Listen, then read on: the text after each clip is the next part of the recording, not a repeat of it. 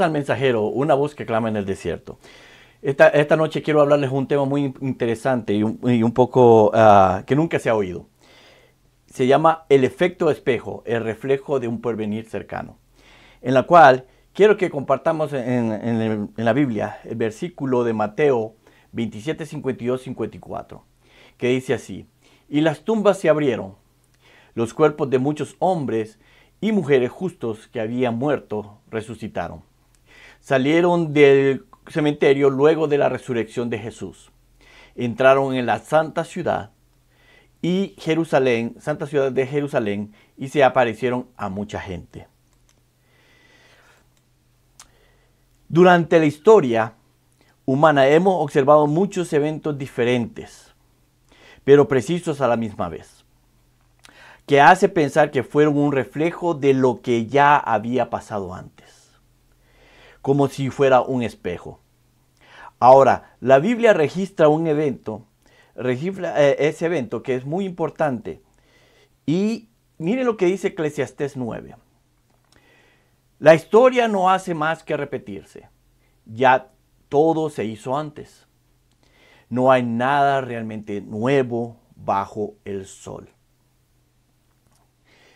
El libro de Mateo nos relata algo tan interesante como intrigante que nunca se ha mencionado e incluso predicado en los altares, que podría ser muy controversial como revelador a la misma vez.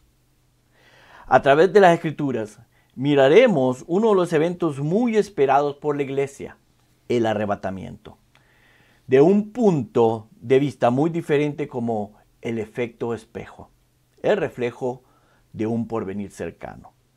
Vamos a explicar de qué estamos hablando. Según muchos escépticos eruditos liberales, han sugerido que este relato en Mateo 27, 52 no es más que un cuento popular, ¿verdad? O una historia. Pero Mateo presenta los acontecimientos de una forma literal, lo cual ese suceso solo se encuentra registrado en el libro de Mateo.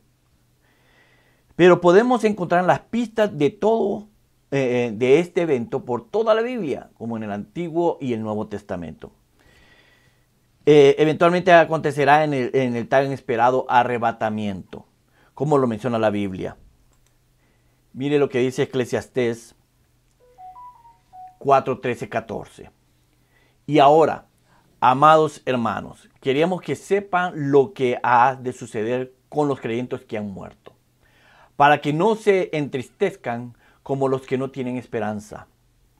Pues ya que creemos que Jesús murió y resucitó, también creemos que cuando Jesús vuelva, Dios traerá junto con él a los creyentes que han muerto. Al cotejar esta versión, en el libro de Mateo 27, 52, 53, encontramos ciertos términos lingüísticos que tenemos que poner mucha atención para poder tener un amplio panorama del evento en cuestión. Pero antes de esto, iremos a la historia del Señor Jesucristo. En Mateo 24, 36 dice: sin embargo, nadie sabe el día ni la hora en que sucederá estas cosas, ni siquiera los ángeles del cielo, ni el propio Hijo, solo el Padre lo sabe. Nadie lo sabe. Estos términos lingüísticos vamos a descubrirlos y vamos a desarrollarlos de una forma para que nosotros podamos entender de qué está hablando ese versículo. Nadie lo sabe. El término es un término presente perfecto de ese verbo y se utiliza para hablar de acciones que todavía no han terminado. Nadie lo supo. Es el pasado de ese mismo verbo que se utiliza para hablar de acciones que ocurrieron antes de otra acción en el pasado. Ahora, el verbo futuro nadie lo sabrá. Se utiliza para hablar de acciones que se contemplarán en el futuro, que antes de un momento específico. Nadie tendrá conocimiento o noticia de algo o menos que sea revelado.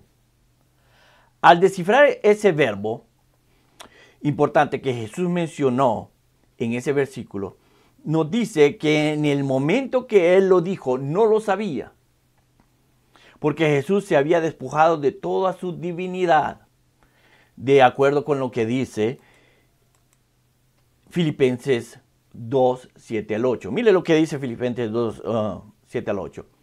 En cambio, renunció a sus privilegios divinos, adoptó la humilde posición de un esclavo y nació como un ser humano. Cuando apareció en forma de hombre, se humilló a sí mismo en obediencia a Dios y murió en una cruz como morían los criminales. Esto nos revela que Jesús nos dijo una gran verdad. En ese preciso momento que nadie lo sabía, pero nunca menciona que nadie lo sabrá. Pero, ¿cómo es eso? ¿Hay pruebas bíblicas de esa afirmación? Sí, querido hermano. A continuación explicaremos eventos en el Antiguo Testamento como en el Nuevo Testamento que aclaran esas preguntas. Miraremos la historia de Enoc, de Abraham y Lot, Moisés en el monte Sinaí, Elías y Eliseo, y por último el arrebatamiento. Ahora, conozcamos la historia. Enoc. Mire lo que dice Génesis 5, 21, 24. Cuando Enoc tenía 65 años, fue padre de Matusalén. Después del nacimiento de Matusalén, Enoc vivió en íntima comunión con Dios 300 años más y tuvo otros hijos e hijas. Enoc vivió 365 años andando en íntima comunión con Dios. Y un día desapareció porque Dios se lo llevó. En este versículo de Génesis menciona que Enoc caminó en comunión con Dios, de forma que Dios lo arrebata. Enoc vivió en la era antes del diluvio. La Escritura menciona que agradó a Dios. Que agradó a Dios y caminó con él. Pero, ¿cómo agradó a Dios? ¿Y cómo se dieron cuenta que Enoc iba a ser arrebatado? Mira lo que dice Hebreos 11:5. Fue por la fe que Enoc ascendió al cielo sin morir. Desapareció porque Dios se lo llevó. Pues antes de ser llevado, lo conocían como una persona que agradaba a Dios. Enoc se encontraba en una era malvada e impía. Una era de violencia sin antecedentes.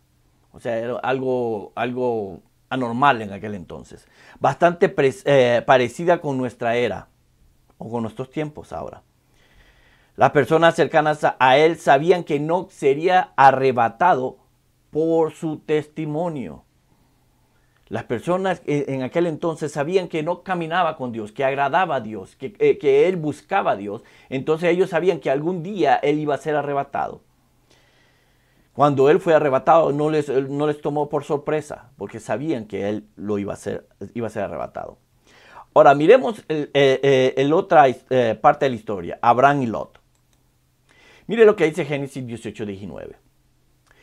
¿Ocultaré mis planes a Abraham?, preguntó el Señor.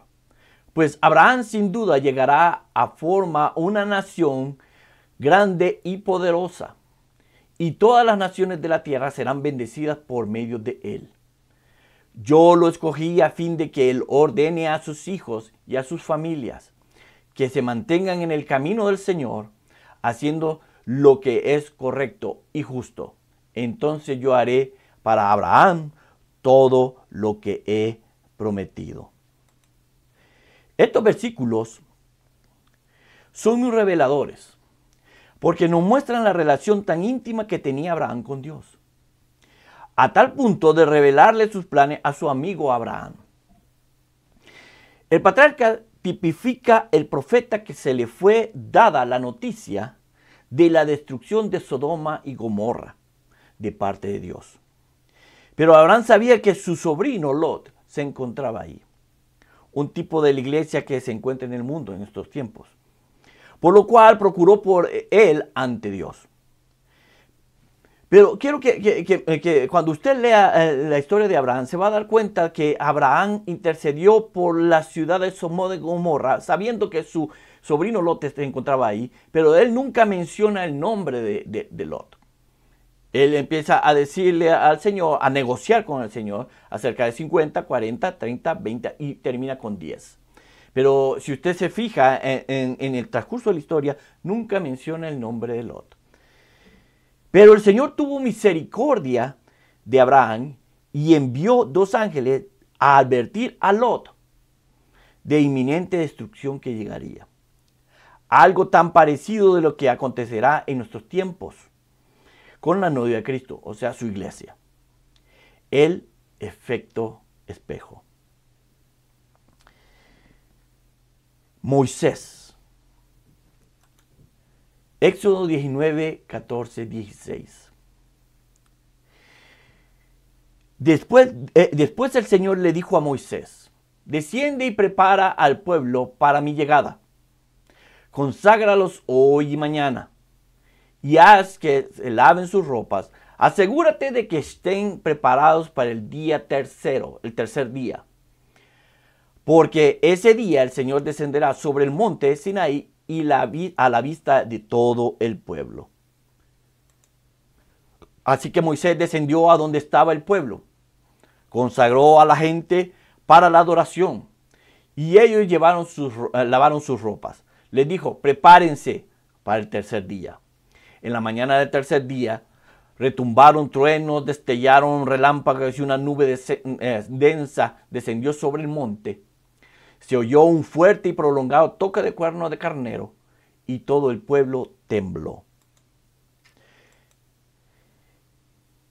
Si usted al escuchar la historia de Abraham y lo quedó con dudas, pero esto ¿de qué se trata con el efecto espejo? Bueno, en la historia de Moisés vamos a ver la revelación de lo que pasó con Abraham y Lot, ¿verdad? Es algo tan interesante que cuando yo lo estaba haciendo yo quedé asombrado, ¿verdad? En estos versículos encontramos otra señal de ese acontecimiento tan esperado por la iglesia, que es el arrebatamiento. Pero esta vez miraremos más detalles que cuando todo sea cumplido. Sobre el día, pero no la hora. Pero ¿cómo está seguro de esto? Usted me preguntará. Analicemos y desglosemos estos versículos. Porque acuérdense que la Biblia se explica sola. Y a veces nosotros tenemos que poner atención a detalles. Porque Dios habla mucho detalladamente. Pero a veces nosotros no ponemos atención a eso. Mire lo que dice el versículo 10. Desciende y prepara al pueblo hoy y mañana y haz que laven sus ropas. Esto quiere decir que cuando la orden fue dada a Moisés, tenía 2 días para santificarse, porque el tercer día Dios mismo descendería. En pocas palabras, ellos supieron el día de reunión, mas no la hora, tal como lo menciona la Escritura, ¿verdad? El versículo 14, mire lo que nos menciona: consagró a la gente para la adoración y ellos lavaron sus ropas. Acuérdese, la Biblia dice que sin santidad nadie verá al Señor. Esto nos dice que para poder saber el día de la reunión, o sea, el arrebatamiento, debemos de estar preparados y santificados. O sea, vestiduras limpias, simbolizan el cuerpo, alma y espíritu. El versículo 16. En la mañana del tercer día, retumbaron truenos, destellaron relámpagos y una nube densa descendió sobre el monte. Se oyó una fuerte y prolongada toque de cuerno de carnero y todo el pueblo tembló. Este evento fue literal en aquel tiempo, pero ¿será de la misma manera en nuestros tiempos? Sí, lo sabrá la novia preparada, pero la descuidada será como ladrón en la noche. Mire que en el evento de Moisés, en la preparación del pueblo, santificación del pueblo y reunión en el monte Sinaí, hay eventos que usted cuando los hace cotejar con Apocalipsis son exactamente lo mismo con el arrebatamiento. Ahora, mire lo que dice Mateo 25, 16, 25, 1, 6, 10 al 12. Entonces el reino del cielo será como 10 damas de honor, que tomaron sus lámparas y salieron para encontrarse con el novio. 5 de ellas eran necias y 5 sabias. Las 5 que eran necias no llevaron suficiente aceite de oliva para sus lámparas, pero las otras 5 fueron tan sabias que llevaron aceite extra. Como el novio se demoró, a todas las dio sueño y se durmieron. A la medianoche se despertaron ante el grito de: miren, viene el novio, salgan a recibirlo. Pero durante el lapso en que se fueron a comprar aceite, llegó el novio. Entonces las que estaban listas entraron con él a las fiestas de bodas y se cerró la puerta con llave. Más tarde, cuando regresaron las otras 5 damas de honor, se quedaron afuera y llamaron: Señor, Señor, ábrenos la puerta. Él les respondió: créame, no las conozco. Si miramos, es una historia triste, pero realmente está mostrando lo que va a pasar en ese entonces. Dice que las 10 vírgenes o las damas de honor estaban preparadas, porque las 10 tenían aceite, con la excepción que 5 tenían aceite extra. Esto quiere decir que las 10 vírgenes, todas estaban dormidas espiritualmente, pero con una diferencia con 5 de ellas. Tenían aceite extra. ¿Qué significa el aceite? Significa unción. Esto significa que llegará el tiempo que el Espíritu Santo despertará a la novia, que mantengan sus vasijas llenas de aceite, que significa lo que tanto nosotros esperamos, el gran avivamiento. Pero cuando yo estaba escribiendo este tema y yo le puse el gran avivamiento, el Espíritu Santo me corrigió un poco y me dijo: no es tanto avivamiento, es el gran despertar. Porque si usted se da cuenta, la iglesia ahorita se encuentra en un lapso de sueño espiritual. Entonces el Espíritu Santo me dijo: va a haber un gran despertar, y después del despertar el avivamiento esperado. Pero el Espíritu Santo tiene que despertar a la iglesia primero. Por eso cuando ustedes miramos ahí que las novias que tenían aceite extra, o sea, unción extra, porque buscaban más al Señor, estaban preparadas. Y las otras, sucedió lo que dice la Escritura, ¿verdad? Que fueron sorprendidas como un ladrón en la noche. No estaban preparadas. Ahora, mire lo que dice la siguiente parte de la historia. Este es muy importante. Elías y Eliseo.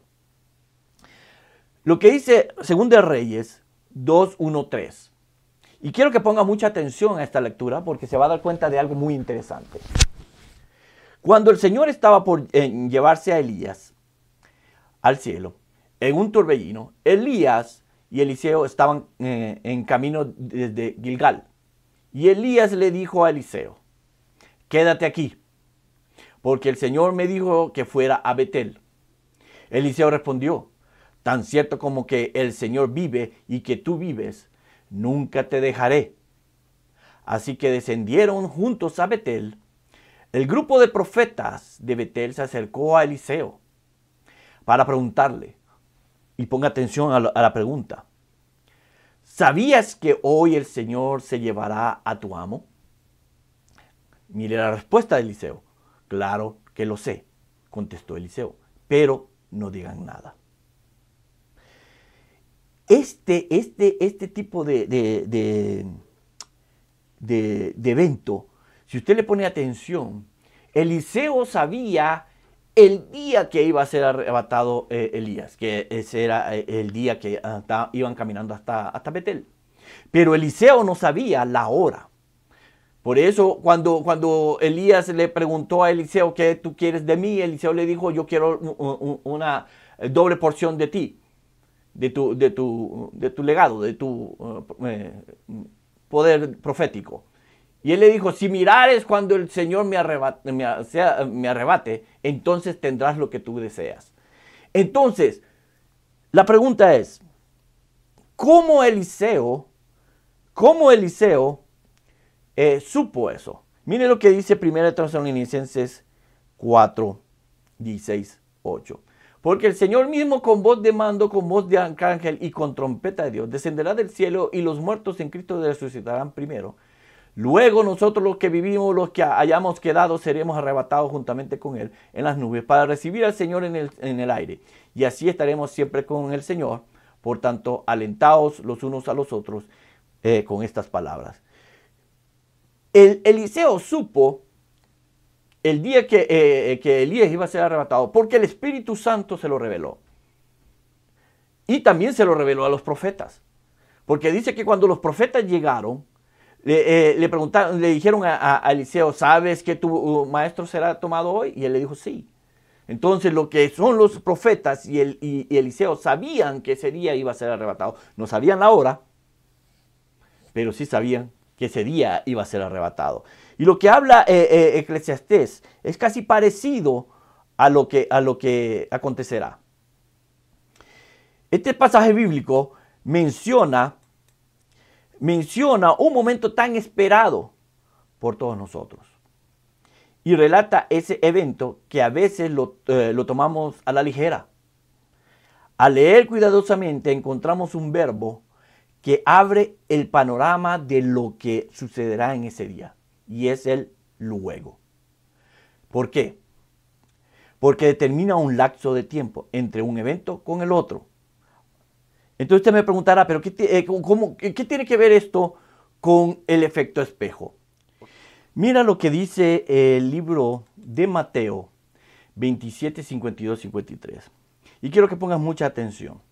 Y las tumbas se abrieron. Los cuerpos de muchos hombres y mujeres justos que habían muerto resucitaron. Salieron del cementerio luego de la resurrección de Jesús. Entraron en la santa ciudad de Jerusalén y se aparecieron a mucha gente. Cuando tú pones atención y miras los detalles de ese versículo, te vas a dar cuenta de algo muy interesante, en la cual dice luego. Dice luego. Es un adverbio de tiempo o posterioridad en el tiempo. Es la forma más común de hablar del futuro en el habla cotidiana. Se utiliza para referirse a planes o intenciones actuales para el futuro o algo que parece seguro que va a suceder. Recuerde, Dios no está limitado por el tiempo o conteo de años, meses, días, horas, segundos. De la misma manera que los humanos, ¿verdad? Que nosotros estamos acondicionados al tiempo. Para que a nosotros puede parecer un tiempo relativamente muy corto, para Él no lo es. En conclusión, al seguir los eventos históricos hasta lo que sucede en Mateo 27, nos indica que probablemente, eso se repita de nuevo. Recuerde que cuando los muertos que resucitaron en Mateo 27, dice la historia que visitaron a sus familiares, que creían en Cristo, no los que no creían en Jesús. Por eso no todos se dieron cuenta de su resurrección, ni muchos menos su ascensión al cielo. Por lo tanto, esos familiares de los resucitados sí supieron el día que Jesús sería tomado al cielo, en el lugar de reunión, pero no la hora. O sea, ellos llegaron a la reunión donde Jesús iba a ser levantado. Ellos no sabían en qué momento Él iba a ser arrebatado o tomado, pero sí sabían que ese día era el día de reunión y ellos llegaron y de repente apareció Jesús y empezó a hablar con ellos y fue arrebatado en sus ojos. Mire lo que dice Corintios 15, 5, 6. Dice, primero se le apareció a Pedro y después a los 12 apóstoles. Ese es en el tiempo cuando Jesús resucitó, ¿verdad? Luego se le apareció a más de 500 de sus seguidores. A la vez, algunos de ellos todavía viven y otros ya murieron. Ok, ¿esto qué quiere dar a entender? Que en el tiempo que Jesús iba a ser arrebatado, ¿verdad? Los familiares de los muertos que murieron anteriormente en Cristo visitaron a sus familiares, a los despiertos, ¿verdad? ¿Se acuerdan las vírgenes? A los despiertos. Entonces ellos le anunciaron a sus familiares que Jesús iba a ser resucitado, iba a ser levantado, perdón, en tal lugar, pero nunca les dijeron a qué hora. Pero que les dijeron, estemos ahí porque van a ser arrebatados. Jesús iba a ser arrebatado. Entonces, Jesús mucha gente lo miró a él subir al cielo. La Biblia solo menciona a los apóstoles porque la Biblia está poniendo en el foco principal a Jesús, ¿verdad? Pero este versículo de 1 Corintios nos da un panorama bien amplio y nos explica cuántas más o menos personas estaban en ese momento cuando Jesús fue arrebatado, ¿verdad? Entonces, los que estuvieron presentes ahí supieron que ese día Jesús iba a ser arrebatado, supieron el punto de reunión, pero no sabían la hora en que ese arrebatamiento iba a suceder. Entonces, este verso nos da la certeza que no solo los discípulos lo miraron, ¿verdad? Subir al cielo, sino que más de 500 personas. El tiempo de nuestra redención, hermanos, está muy cerca. Y la historia podría repetirse en nuestros tiempos, con nuestros familiares que murieron en Cristo, ¿verdad? Podrían ellos visitarnos y nos digan el día de nuestro encuentro junto con Jesús, pero no nos van a decir tal vez la hora. Pero para que eso suceda, debemos de estar en búsqueda y santidad de nuestro Señor Jesús, de nuestro Maestro, de nuestro Dios. Porque acuérdense, la Biblia dice que sin santidad nadie verá al Señor. ¿Y por qué yo estoy diciendo que probablemente nosotros podamos saber el día, no la hora? Podamos saber el día. Porque Eclesiastés me da esa convicción de eso, porque dice la palabra del Señor que lo que ya pasó sucederá, no hay nada nuevo bajo el sol. O sea, lo que nosotros estamos viendo en esta era perversa, todo este levantamiento inmoral, todas estas apariciones de ovnis, todas estas apariciones de gigantes, apariciones de cosas que antes no se miraban tan normalmente y ahora lo estamos viendo tan físicamente y tan normal, ¿verdad? El avance de la ciencia, la medicina. Lo que Apocalipsis habla que en aquel tiempo dice que la ciencia aumentaría. Eso lo estamos viendo nosotros actualmente. Esto ya había sucedido anteriormente. Esto no es nuevo. Es nuevo para nosotros, para nuestra generación, pero si usted lee la Biblia, eso ya había sucedido. Entonces, hermanos, tenemos que estar en búsqueda del Señor, limpiar nuestras vestiduras, porque el arrebatamiento está a la vuelta de la esquina. Yo te doy gracias por tu atención. Espero que te haya gustado este tema. Si tienes preguntas, comenta, dale like, suscríbete para que tú puedas recibir los mensajes nuevos que subamos. Y gracias por tu atención y te espero en el siguiente mensaje. Dios te bendiga.